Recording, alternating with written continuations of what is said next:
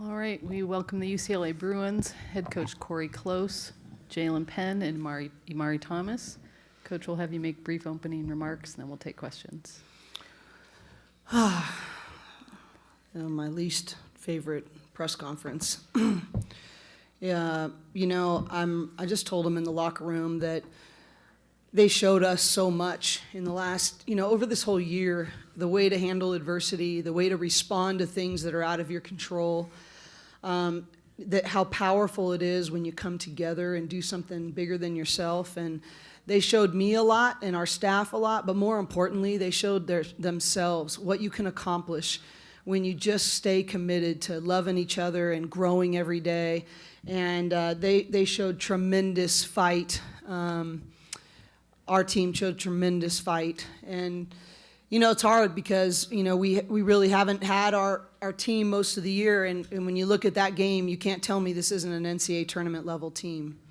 And that's, just look at what we're doing the last several games. And, I just think, we're just now starting. I mean, we've probably had 3 practices together. So, I just want to keep coaching them, and I want to keep committed to them. I just told them, look, they showed tremendous fight. They really battled, and they overcame a lot, even to get to this point, let alone all the adversity throughout the game that comes with playing a great team like Oregon. But I love them, and I'm committed to them, period. Thank you, Coach. Right here in the front. Hi, Cori. What are the things tonight that you think stood between you guys and getting a win? Well, I think, our ability to really help guard shooters, but also keep the ball out of the post. And not even out of the post, but put them in harder catches situations. And so, you just look at the stat line and you look at, Sabali's and Prince's stat line. That's really where they played through their posts, and we couldn't really stop that, especially in the second half. And then rebounding.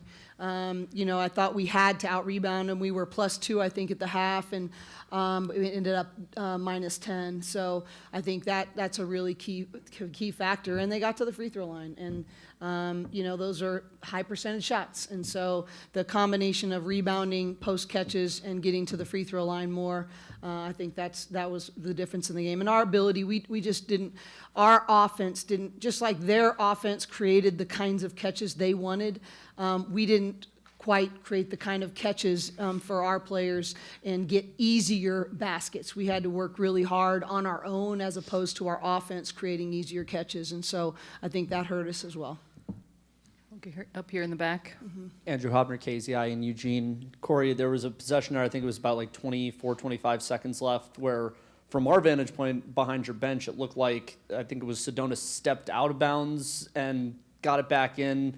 Was there an explanation that the officials gave you for that call or lack thereof there? Yes. The reality is that if they call an out of bounds, either direction, then they can go look at it. But they didn't call an out of bounds. They called a foul, so then it becomes not reviewable for that. Lindsay in the back. For Cori and the players, if you don't get an NCAA at-large bid, would you play in the WNIT? And I know you guys are really beat up, but do you want to keep playing? Well, I'll take that because it's my leadership, and I think just to put them in a tough position. We've already talked about it. Yes, we would. I hope that the committee really looks at just, is it truly about having the top 68 teams in the tournament?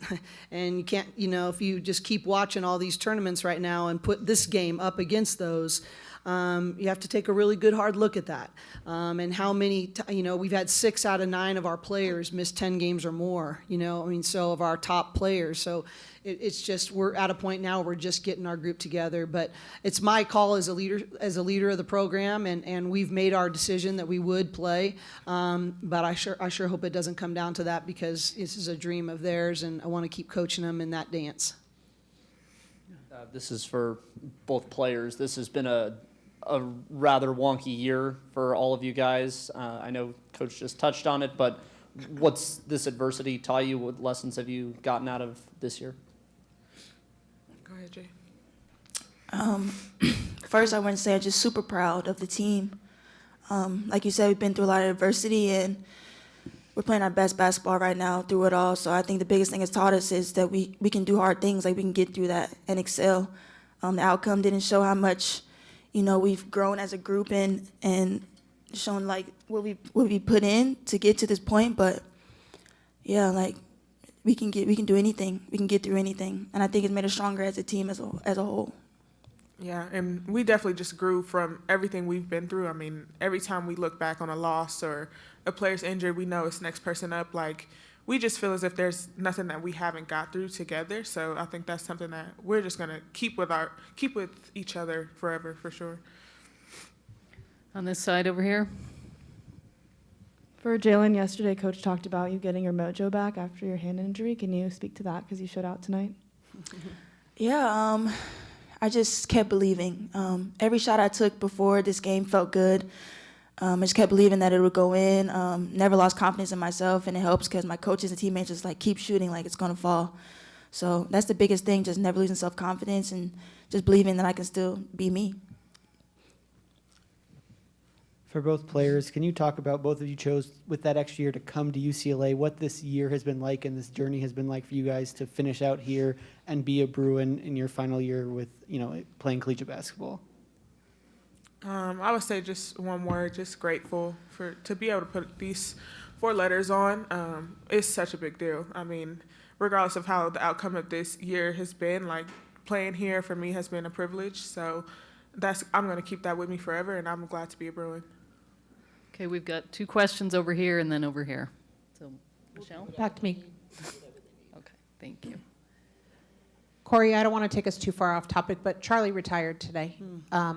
Will you offer some thoughts about that? Absolutely. I was in high school, and I went to Tara's first basketball camp when she was coaching at Stanford for her first year, and Charlie was a player and a counselor at that camp. That's how long I've known Charlie. And Charlie has always been about mentoring young women, being tough. I mean, I think a lot of times in our culture, it's been looked down upon for women to be tough and gritty and competitive. She made it cool. Her teams were always so tough, so competitive, so physical, and I think that is such an incredible legacy to leave, not only for the women that have played for her, but for young girls that got to watch. And I know she's always been incredibly extending and kind to me through many, many years. We've had, I think about so many conversations we had, maybe sitting on the sidelines of watching recruits and doing all those things, and she always had a desire to invest in others, and she can really be proud because she left this game better than she found it. Thank you. Jeff, did you still have, or we'll go to the other side? Go ahead, Jeff. Cori, this game probably was a Sweet 16 caliber game. Do you think that they would take that into account with the other things you were saying in terms of the players you were missing, but just the caliber of this game alone? Yeah, I know the committee works so hard, and I know their job is really, really hard. And, I think that, it just goes back to, do you want the 68 top teams in the country in the field? And when you watch this game, sometimes you have to close the computers and the spreadsheets and go, what did the eye test tell me? And if it comes down to that, and we're in that conversation, and you look at how many times we've played without our starters throughout the whole entire year, and how we have people back now, I think you have to take a good hard look at that. If it comes down to that eye test, I totally understand how hard the job is. But I think our goal really is for us to put the 68 best teams out on the floor. And I think if you're watching this, it's be hard to say that we're not one of those 68 teams. All right, I think that's a good closing point. All right, thank you all for being here. I appreciate the coverage of this tournament.